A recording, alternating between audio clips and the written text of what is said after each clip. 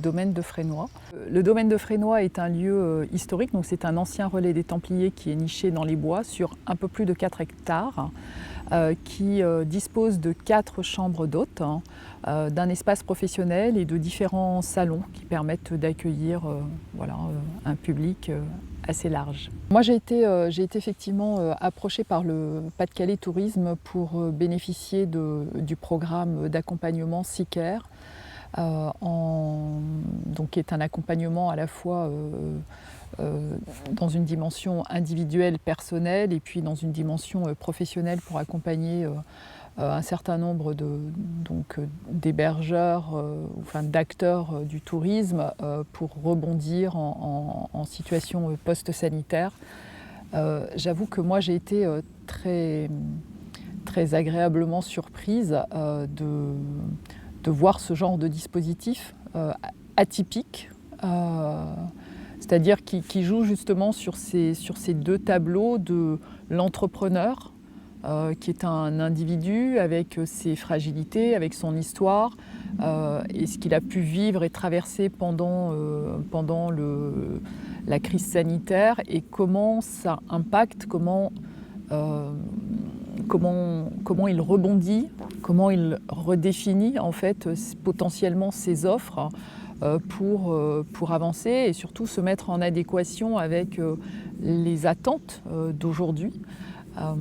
Donc moi j'ai été très enthousiaste en tout cas de participer à ce programme,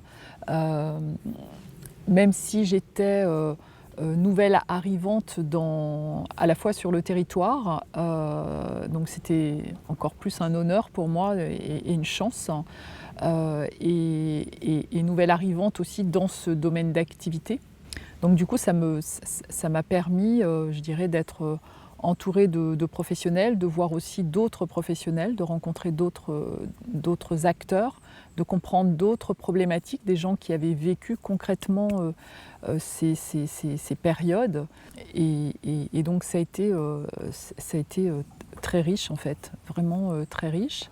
Ça a permis je dirais à la fois d'être dans un accompagnement très personnalisé sur soi, et en même temps d'être dans une réflexion du champ des possibles et du contexte et des attentes aujourd'hui sur le plan le tourisme demain. C'est quoi? Ça ressemble à quoi?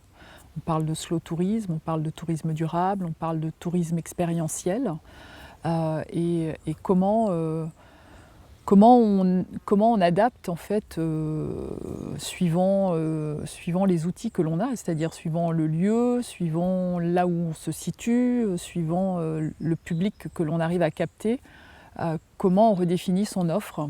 Et pour moi, ce qui m'intéresse finalement dans cette activité, c'est pas seulement d'avoir des chambres d'hôtes, c'est aussi de proposer une expérience, de proposer un éveil des consciences, de contribuer à cela et de contribuer au développement d'une offre touristique dans le Pas-de-Calais qui soit innovante.